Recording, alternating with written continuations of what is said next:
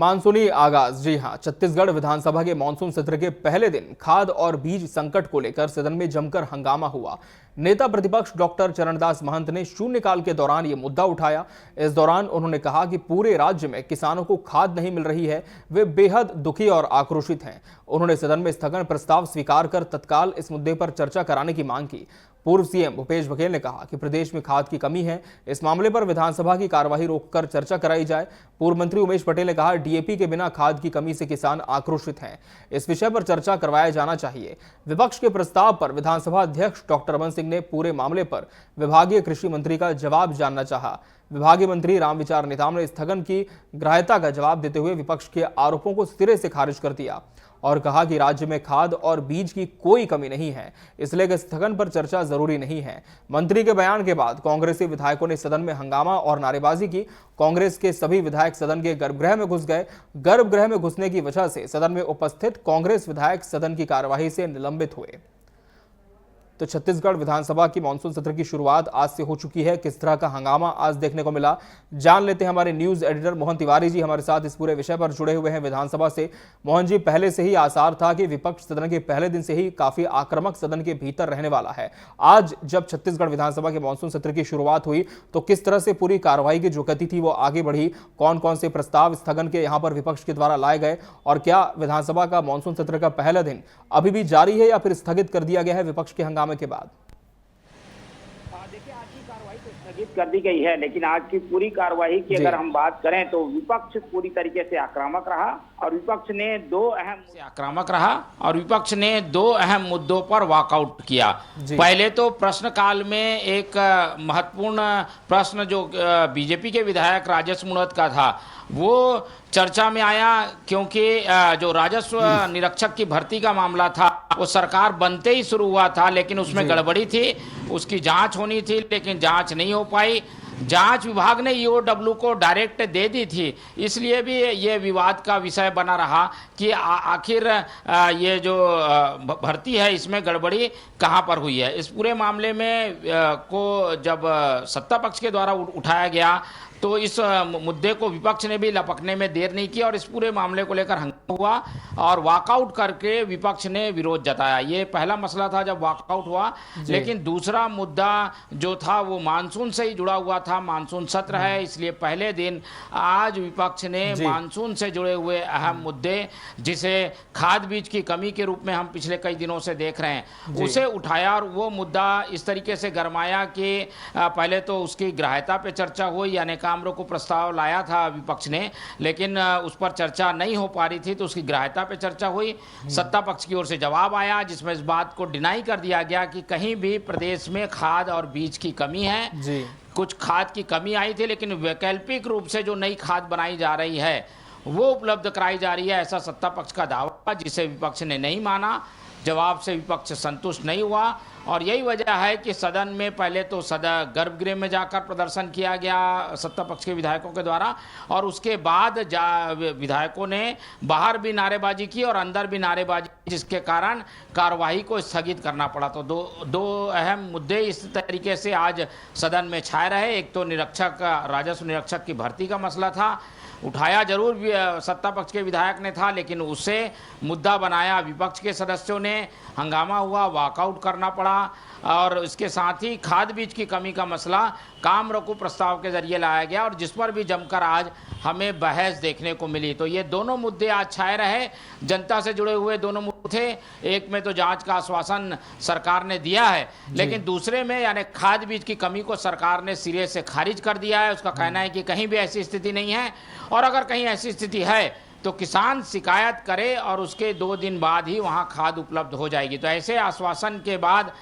जो है सत्ता पक्ष चाहता था कि चर्चा हो इस पे, लेकिन चर्चा नहीं हो पाई।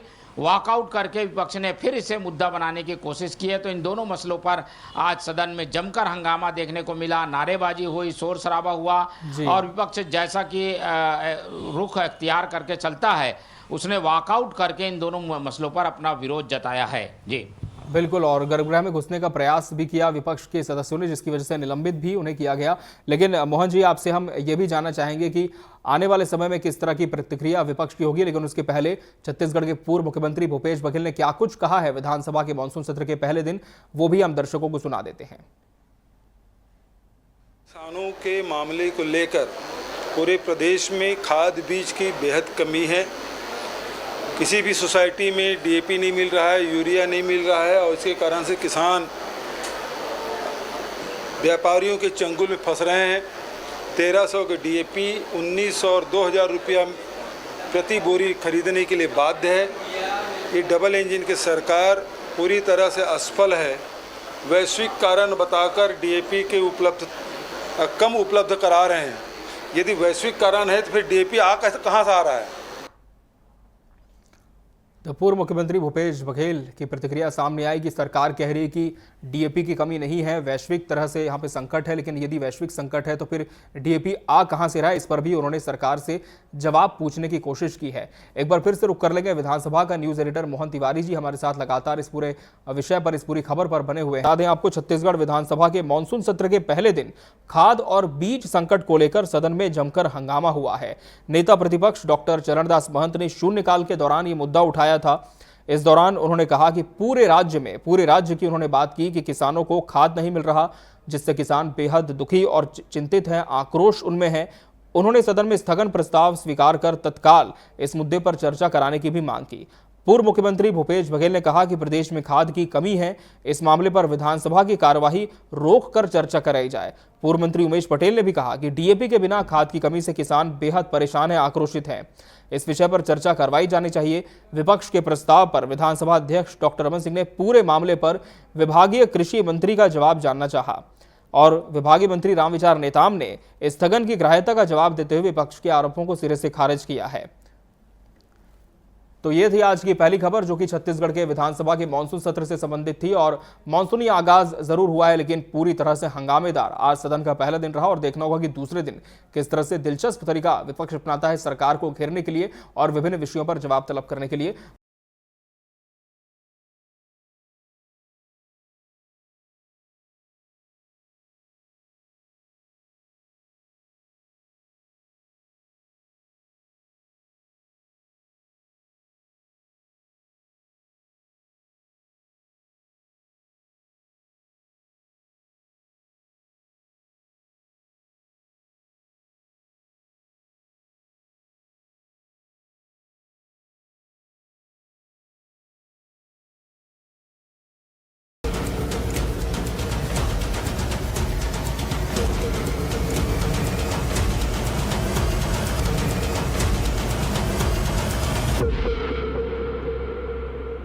हरदा में चली लाठी इसलिए चली क्योंकि हरदा में करणी सेना और प्रशासन के बीच विवाद हो गया है। इस विवाद ने सोमवार सुबह नया मोड़ ले लिया।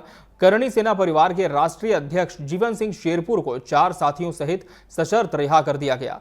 रिहाई हरदा एसडीएम कुमार शानू देवड़िया की मौजूदगी में हुई। शेरपुर को हरदा से बाहर छोड़ा गया है। उन्होंने स्पष्ट किया कि वे अब आंदोलन का हिस्सा नहीं होंगे, लेकिन किसी प्रकार का समझौता भी नहीं करेंगे। 4 तस्वीरें स्क्रीन पर आपके सामने हैं। शनिवार शाम और रविवार सुबह हुए लाठीचार्ज के बाद हरदा में तनाव और बढ़ गया है। बड़ी संख्या में राजपूत समाज के युवा महाराणा प्रताप कॉलोनी स्थित राजपूत छात्रावास में इकट्ठे हो गए। मौके पर जिला पंचायत उपाध्यक्ष दर्शन सिंह गहलोत और हरदा विधायक आरके दोगने भी पहुंचे। एहतियात के तौर पर छात्रावास के बाहर भारी पुलिस बल तैनात कर दिया गया। आसपास के 6 जिलों से अतिरिक्त बल बुलाकर करीब 300 जवानों को तैनात किया गया है। रविवार दोपहर होते होते छात्रावास में भीड़ बढ़ती देख प्रशासन ने इसे अस्थायी जेल घोषित कर दिया।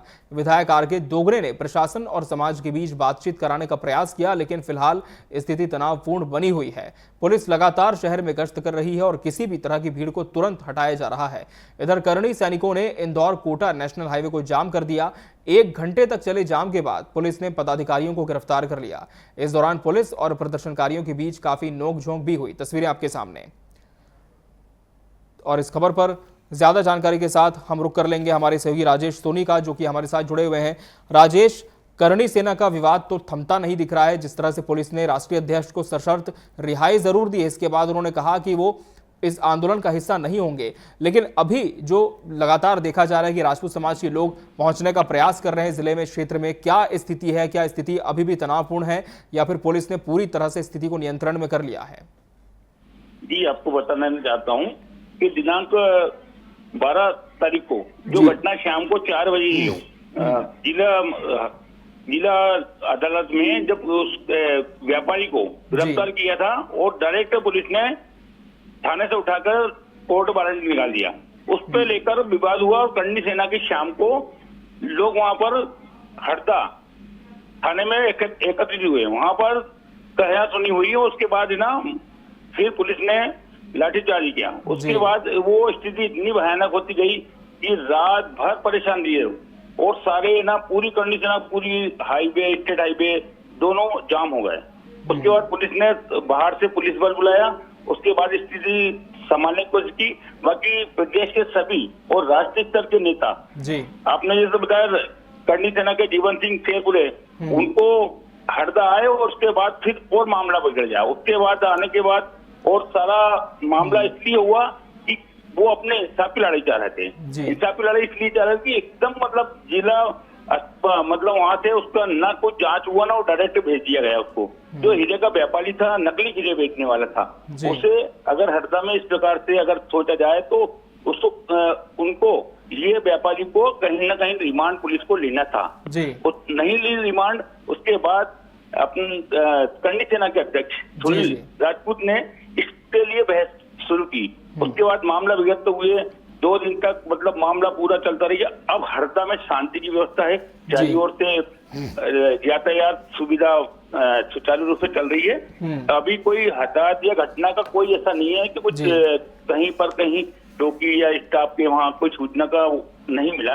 हाँ, कुछ बताया जा रहा है कि उप जेल के पास अभी कुछ 2-4 लोग वहाँ परिचित या जो भी गए होंगे, तो वहाँ कुछ ना कुछ थोड़ा सा हुआ थे हलचल।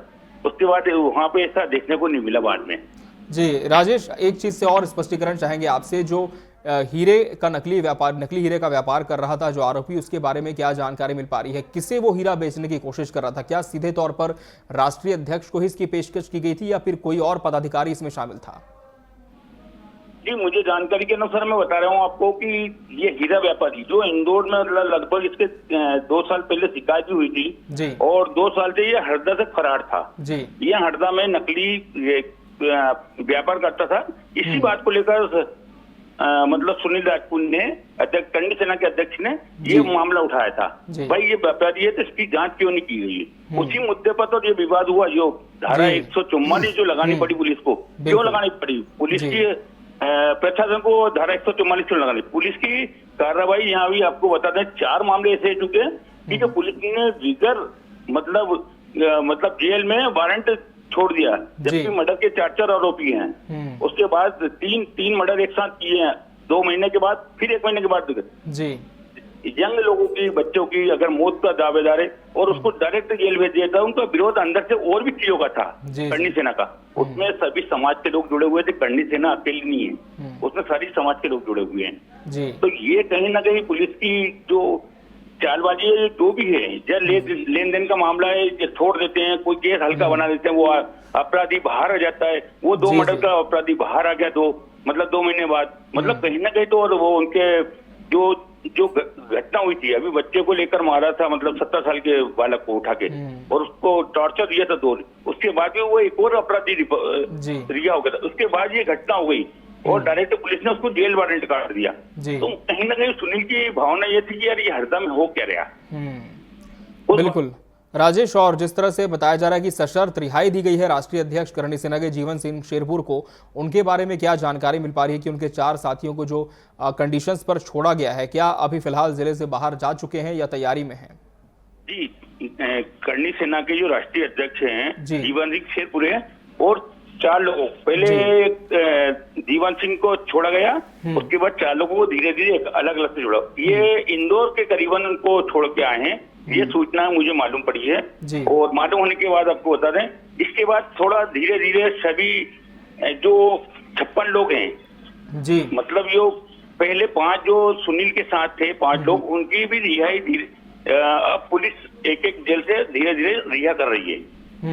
जहां तक धारा 144 की बात है राजेश, तो क्या ये अभी भी जिले में प्रभावशील है या फिर इसे शाम तक हटाया जा सकता है?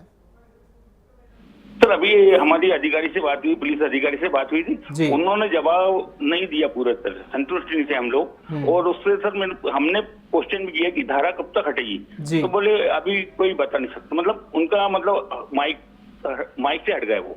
तो कहीं ना कहीं ऐसा है कि उनका लंबा प्रयास चल रहा है कि ये कल अगर जेल से छूटते हैं तो कल उग्र आंदोलन हरदा बंद करके फिर चालू ना हो जाए। इसलिए चारी ओर अभी पुलिस बल पूरा बाहर जिले के सारे पुलिस 7 जिलों के पुलिस आई है और सबको अलग अलग मतलब स्थानों पे नियुक्ति कर दिया गया। उसके बाद पूरी स्थिति अभी सामान्य है। हरदा में पूरा हरदा जिला पूरा सामान्य। चलिए, बहुत बहुत धन्यवाद राजेश आपका हमसे जुड़ने के लिए इस पूरी खबर पर। तो कहीं ना कहीं पूरी कोशिश पुलिस की यही थी कि स्थिति को नियंत्रण में किया जाए और पुलिस ने स्थिति फिलहाल नियंत्रण में कर ली और बताया जा रहा है कि धारा कब तक हटाई जाएगी इसे लेकर कोई भी स्पष्टीकरण नहीं है। और इस पूरे विषय पर सीएसपी मोतीलाल कुशवाहा ने भी जानकारी दी है। क्या कुछ कहा है सीएसपी ने, आपको सुनाते हैं।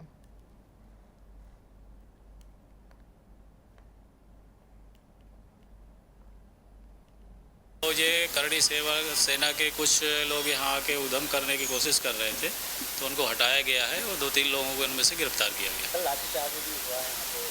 ये उनको हटा दिया है। अभी ऐसा कोई बहुत ज़्यादा लाठीचार्ज नहीं किया गया, हल्का बल प्रयोग करके उनको यहाँ से हटाया गया है जो उधम कर रहे थे। अब वो 420 का केस है, उसमें चालान भी पुलिस ने काट दिया, चालान पेश भी हो रहा था। अब कोर्ट का काम है कि कोर्ट जस्टिस करेगा कि क्या होना है। हाँ, अभी 2-3-4 लोगों को गिरफ्तार किया गया है और उनको अभी जो है जेल वारंट बनवाया जाएगा। तो सीएसपी कह रहे हैं कि 420 का केस था और इसमें चालान काट दिया गया है। अब कोर्ट अपनी कार्रवाई को अंजाम देगा और विधिवत न्याय पूरा करेगा। और 3 से 4 लोगों की गिरफ्तारी भी हुई है जिनके खिलाफ में कार्रवाई की जा रही है, ये सीएसपी ने जानकारी दी है। और रतलाम का रुख करेंगे जहां से हमारे सहयोगी राहुल बैरागी भी इस विषय पर हमारे साथ जुड़े हुए हैं। राहुल, इस पूरे प्रकरण में अभी तक बताया जा रहा है कई लोगों की गिरफ्तारियां भी हुई हैं, लेकिन किस तरह से अभी पूरा माहौल वहां पर क्षेत्र में देखा जा रहा है? क्या स्थिति पूरी तरह से काबू में है?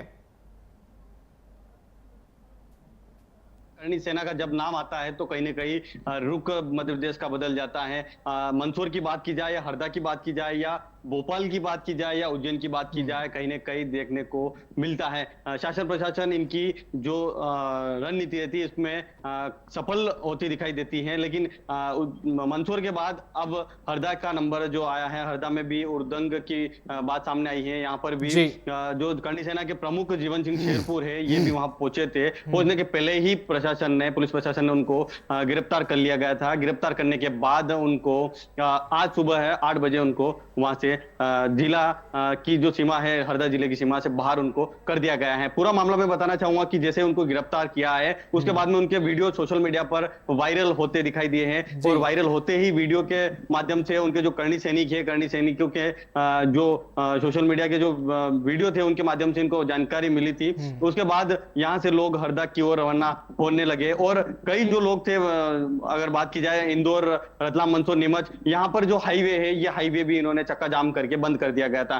करीबन रतलाम की अगर बात की जाए तो 2 से 3 घंटे तक यहाँ पर भी इनके करणी सैनिक जो जीवन सिंह शेरपुर जो है, ये मूल निवास रतलाम जिले के शेरपुर के ही निवासी हैं और इनका जो राष्ट्रीय कार्यालय है वो जावरा में स्थित है। तो जावरा में भी इन्होंने जो आंदोलन करा है और 2 घंटे करीबन इन्होंने मऊ नीमच हाईवे रोड जो था उनकी रोड को बंद करके इन्होंने वो प्रदर्शन किया। उसके बाद में बताना चाहूंगा जो रतलाम का जो मामला था, रतलाम में भी उन्होंने धरना प्रदर्शन किया गया है। वहां पर भी जो रोड है मऊ नीमच हाईवे रतलाम में भी शहजादा फंटे पर उन्होंने बंद किया है। वहां पर जो रतलाम के जो एडिशनल एसपी है उनके साथ में उनकी पूरी टीम पुलिस प्रशासन वहां मौके पर पहुंची थी, उनको समझाई दी गई है। हल्का बल का भी प्रयोग उन्होंने वहां पर किया, खदेड़ कर उनको जो करणी सैनिक थे उनको बाहर किया गया है और रास्ता चालू किया गया है। वही जो करणी सैनिक थे उनका भी आरोप पुलिस प्रशासन पर लगाया गया है कि जो वहां पर जो एडिशनल एसपी रतलाम के राकेश खाका है वो भी वहां मौके पर मौजूद थे। उन्होंने एक ज्ञापन दिया गया है करनी सैनिकों द्वारा भी